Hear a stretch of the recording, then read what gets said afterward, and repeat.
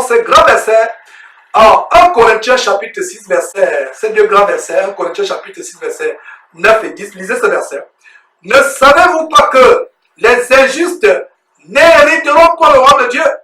Donc il n'y a aucune injustice, aucune souillure, aucun péché dans le royaume de Dieu. Ne savez-vous pas que les injustes n'hériteront pas le royaume de Dieu? Ne vous y trompez pas. L'apôtre Paul, inspiré par le Saint-Esprit, dit, ne vous y trompez pas. Ne laissez aucun passage vous tromper. Même votre épouse doit vous tromper. Même vos enfants, même vos parents. Ne laissez personne vous tromper. Je répète, ne savez-vous pas que les injustes n'hériteront pas le royaume de Dieu? Le verset continue, 1 Corinthiens chapitre 6, verset 9 dit, ne vous y trompez pas, ni les impudiques, ni les idolâtres, ni les adultères, les efféminés. Vous voyez les pasteurs aujourd'hui qui se défrisent la tête comme des femmes. Ils se maquillent comme des femmes. Les efféminés, ils veulent imiter les femmes.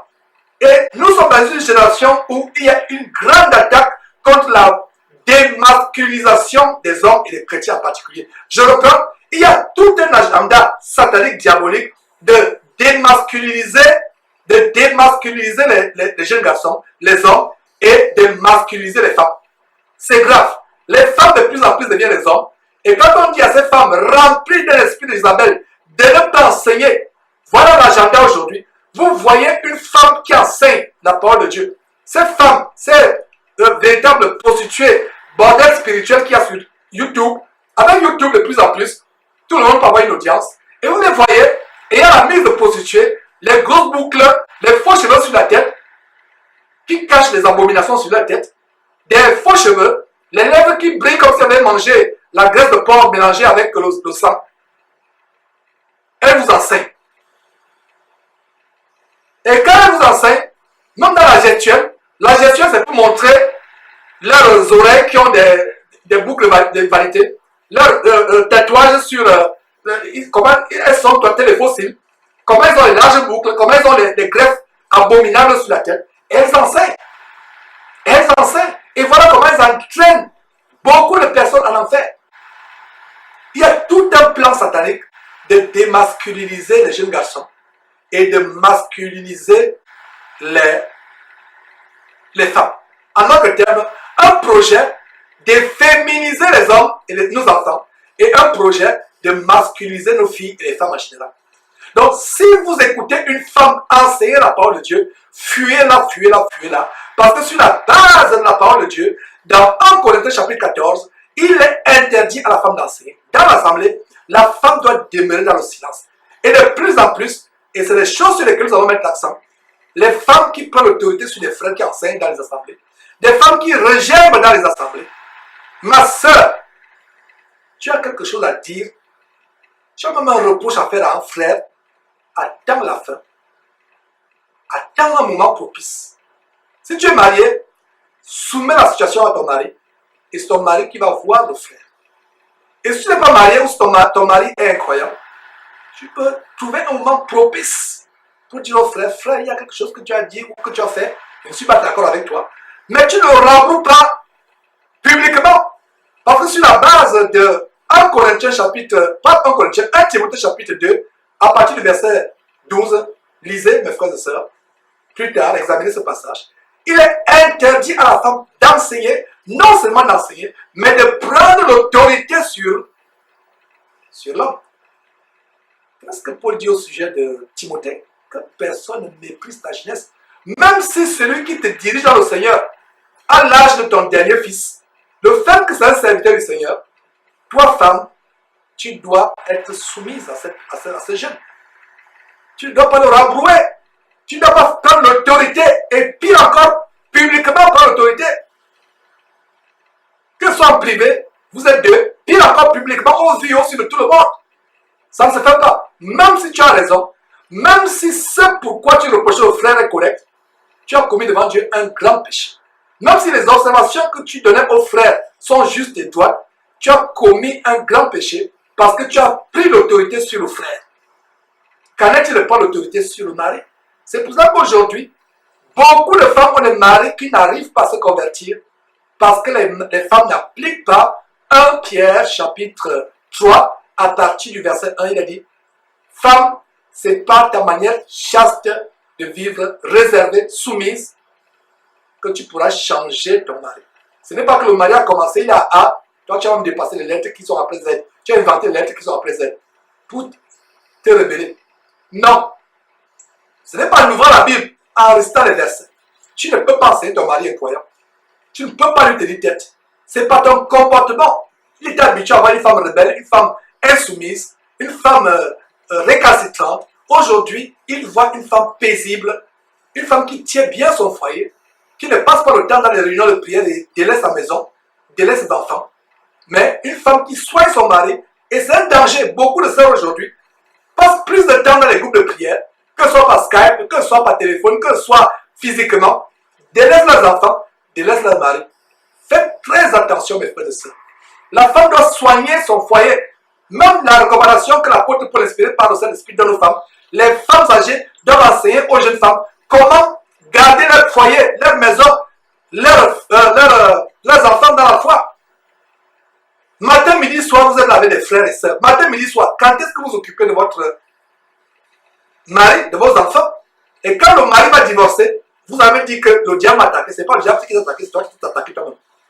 C'est toi tu t'es attaqué toi-même. Ce n'est pas le diable. C'est vrai que c'est le diable qui est derrière, mais toi-même, tu aurais pu te consacrer. Sois équilibré. Est-ce qu'il dit que passer 24 sur 24 heures dans les prières, c'est mauvais? Ce n'est pas forcément mauvais, mais ça peut être dangereux et dévastateur pour ta famille. Si étant marié, tu ne fais pas l'équilibre. Ton mari a besoin de toi. Et c'est pour ça que le mari peut se retrouver en train d'aller avoir des copines dehors. Le mari est croyant, je dis bien. Parce que si c'est un mari chrétien, c'est une abomination. Mais un mari incroyant, qui ne connaît pas Dieu, tu passes le temps dehors, monter, descendre, etc. C'est comme les femmes dans la Bible, oisives, allant de maison en maison, apprenant et n'arrivant jamais à la connaissance de la vérité.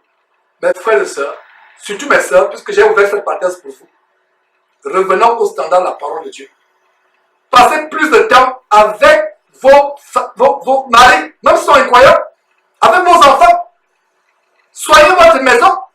Et si vous examinez très bien 1 Corinthiens chapitre 2, plutôt 1 Timothée chapitre 2, excusez-moi, parce que c'est le verset que je vous invite à examiner. Si vous examinez ce verset, ce chapitre 1 Timothée chapitre 2, le verset 15 nous dit, la femme sera néanmoins sauvée en devenant mère. C'est-à-dire en s'occupant, en remplissant très bien ses responsabilités, soit de mère, soit d'épouse. Ne soyez pas une pierre d'achoppement pour votre mari incroyable. Donc, je reviens sur cette femme qui, le niveau des véritables bordels spirituels sur YouTube, de se maquiller convenablement, des boucles d'oreilles qui pèsent 50 grammes, large, le diamètre étant peut-être de 20 cm aussi, viennent gesticuler devant vous là, en vous enseignant la parole de Dieu. Voilà le niveau d'Allah sur Internet. Voilà les femmes qui se sont déjà jetées vivantes dans le sujet des morts et en enfer. Puis ces femmes se repentir et comprendre qu'elles doivent rester dans le silence auprès de leur mari, au lieu de faire des vidéos à longueur de journée. Pour nous qui avons cette chaîne, nous savons le travail qu'il y a derrière cette chaîne. Donc cette femme qui passe le temps à poster vidéo et vidéo, elle s'occupe du mari quand. La preuve est que la plupart sont des lesbiennes, n'ont même pas de mari. Et si elles sont même mariées, c'est des foyers misérables. C'est elles qui portent le pantalon. Parce que si une femme enseigne la parole de Dieu, il y a un esprit, un démon. Nous vous l'avons montré dans une émission. Il y a un démon de masculinité qui entre dans la femme, qui amène la femme à enseigner la parole de Dieu et à prendre l'autorité sur l'homme. Donc chaque femme qui enseigne la parole de Dieu a cet esprit de masculinité en elle. A cet esprit de masculinité en elle. Mes paroles peuvent être dures, mes frères et sœurs. Je préfère être dur que de vous caresser dans le sens du poil et vous retrouver dans les flammes de l'enfer éternellement. Mieux vaut être dur. Parce que nous parlons comme si elles ne comprenaient pas. Et non seulement elles sont égarées, elles égarent la multitude. Vous qui allez mettre des likes, les amener dans leurs vidéos. Voilà comment elles sont déjà jetées vivantes en enfer. Et dans le sujet de mon étant vivant. Malgré le fait que l'enfer n'est pas encore ouvert, mais elles sont déjà jetées vivantes. J'espère que vous avez la sagesse pour comprendre ce que je suis en train de dire. Donc, mes frères et sœurs, s'il vous plaît, surtout mes sœurs, gardez ces paroles dans votre intelligence. Méditez ces paroles et repentez-vous au nom de Jésus-Christ. Repentez-vous au nom de Jésus-Christ. Donc, revenons sur comment ni les impudiques, ni les idolâtres, ni les adultères, ni les efféminés, c'est le mot efféminé qui nous a amené à ouvrir cette parenthèse, parce que nous avons une tendance de féminisation de nos garçons et de nos hommes, même dans le milieu chrétien. Il y a des gens, j'ai parlé des femmes tout à l'heure, il y a des hommes là qui font des vidéos, il y a un jeune homme là qui passe le temps à faire des vidéos. Quand vous voyez d'abord le chignon qu'il a, il met un foulard et un chignon. Parce que quand vous partagez la parole de Dieu, soi-disant, il peut arriver d'abord d'être en prière, de prier Dieu. Quelqu'un qui a enseigné la parole de Dieu, il a un chignon là, il met le chignon et sur le chignon, il y a un foulard comme une femme. Quand vous le voyez, vous voyez une demoiselle. Et il donne la morale sur les gens sur Internet. Vous voyez une véritable demoiselle, une femmelette. Vous ne voyez même plus un homme. Il a les cheveux, il fait le chignon, il ajoute un petit foulard, il attache bien. Il lui manque seulement les boucles d'oreilles, le crayon de beauté sur les lèvres ou le rouge à lèvres ou sur les cils. Il lui manque seulement de mettre les faux cils.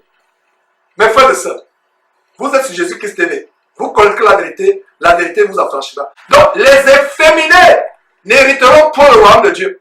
Voilà. Ne savez-vous pas que les injustes n'hériteront pas le royaume de Dieu? Ne vous y trompez pas. Ni les impudiques, ni les idolâtres, ni les adultères, ni les efféminés. Ces gens qui s'habillent comme des femmes, comme Morgan Priest ou tous ces femmelettes qui font des télévisions, qui font ces femmelettes-là démasculinisées, qui sont maintenant comme les femmes, qui se permettent de profaner la parole de Dieu. Comment vous avez le culot de prononcer le nom de Jésus Christ étant efféminé? Comment vous avez le culot de tenir la Bible sur entre vos mains étant efféminé? Et il y a des gens qui les suivent. Continuez à les suivre. Nous ne donnons pas les choses que les gens aiment. Nous donnons un évangile dur qui dérange. Mais ceux qui ont le cœur à Dieu, même si le cœur est d'abord dur au départ, ils vont comprendre, ils vont suivre le Seigneur Jésus-Christ. Pas Georges. Nous ne faisons pas les disciples. Ne me suivez pas. Ne me défendez même pas. Il y a un Crasso dernièrement. Il y a eu une avalanche. Ces disciples sont venus comme des essaims d'abeilles. Ils sont venus comme des essaims d'abeilles. Ils sont venus comme des essaims d'abeilles, pulvériser des vidéos pour le soutenir sur Internet. Si quelqu'un me calomnie, comme quelqu'un qui a dit, cette chaîne abominable de Casanema, ils ont dit que j'ai tué toute ma famille.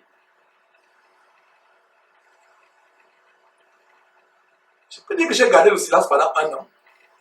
Et plus tard, Dieu a ressuscité la famille qu'ils avaient dit que j'avais assassinée. Et quelle honte! Si la honte tuait, ces gens seraient morts. Donc, si quelqu'un parle mal de Georges, ne me défendez pas, s'il vous plaît. Même par vos commentaires sous nos vidéos ou sur Facebook, soit par des vidéos, ne faites pas une vidéo pour défendre Georges. Il y a quelqu'un qui a fait une vidéo, Georges est dans le vrai. Frère, j'apprécie, on a correspondu, tu sais de qui je parle, tu es en Côte d'Ivoire, je crois.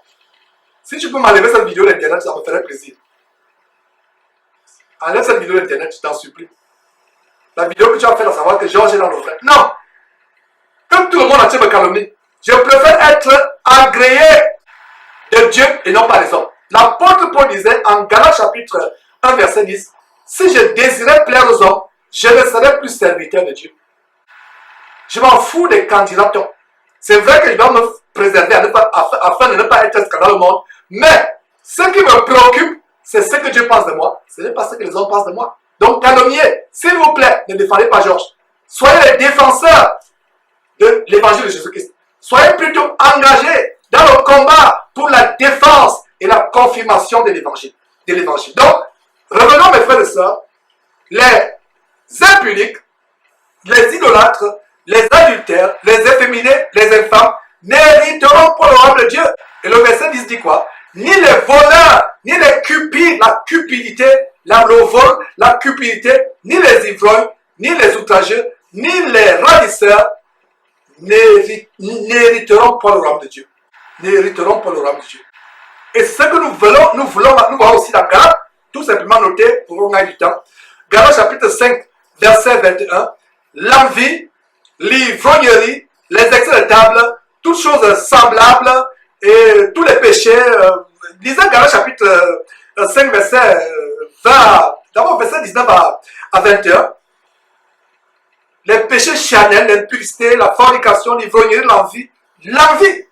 Envier les choses des voisins ou de vos collègues ou de vos frères. L'envie. Les excès de table. Non seulement l'ivrognerie. Les excès de table. Si vous ne sentez pas la nourriture à l'œsophage, vous ne stoppez pas. Les excès de table, les choses semblables, je vous dis d'avance, comme je l'ai déjà dit, que ceux qui commettent de telles choses, n'entreront point, n'hériteront point le royaume de Dieu. Vous voyez comment c'est difficile, mes frères et sœurs, d'entrer dans le royaume de Dieu, parce que dans le royaume de Dieu, aucune souillure ne sera tolérée, et c'est la 9e révélation que nous sommes en train de voir. Et nous avons aussi Éphésiens, terminons cette section par cela. Éphésiens chapitre 5, verset 5, notez, Éphésiens 5, 5. C'est facile de retenir, Éphésiens 5, 5. Car sachez-le bien, aucun impudique, aucun impur. Qu'est-ce qu'on a vu dans Matthieu chapitre 5, verset 8 tout à l'heure? Heureux ceux qui ont le cœur pur, car ils verront Dieu. La pureté du cœur, et non seulement la pureté du cœur, la pureté du corps. C'est pour ça que Éphésiens chapitre 5, verset 5 dit, sachez-le bien, aucun impudique ou impur ou cupide, c'est-à-dire idolâtre, n'a d'héritage dans le royaume de Christ et de Dieu. Et allons tout doucement vers la fin de cet enseignement. Il n'y aura pas de larmes au ciel, c'est la 10e révélation. Pas de larmes au ciel, ni de douleur, ni de maladie, ni de souffrance. Quel bonheur mes frères et sœurs, quel bonheur. Pas de maladie, pas de souffrance. Oh là là, ma soeur, tu es peut-être cloué sur le lit. L'ennemi t'a affligé par une maladie. Même s'il faudrait que tu fasses comme les gens dans Hébreu, qui ont même refusé la délivrance parce qu'ils avaient les yeux fixés. Ne manquez pas de vous abonner à notre chaîne YouTube Jésus-Christ TV, en cliquant sur le bouton s'abonner, juste au bas de la fenêtre de cette vidéo. Ainsi, vous recevrez automatiquement nos nouvelles vidéos, et vous ne raterez aucune. Vous connaîtrez la vérité, et la vérité vous affranchira. Jean 8, 32. Ne manquez pas de vous abonner à notre chaîne YouTube Jésus-Christ TV, en cliquant sur le bouton s'abonner, juste au bas de la fenêtre de cette vidéo. Ainsi, vous recevrez automatiquement nos nouvelles vidéos, et vous ne raterez aucune. Vous connaîtrez la vérité, et la vérité vous affranchira. Jean 8, 32.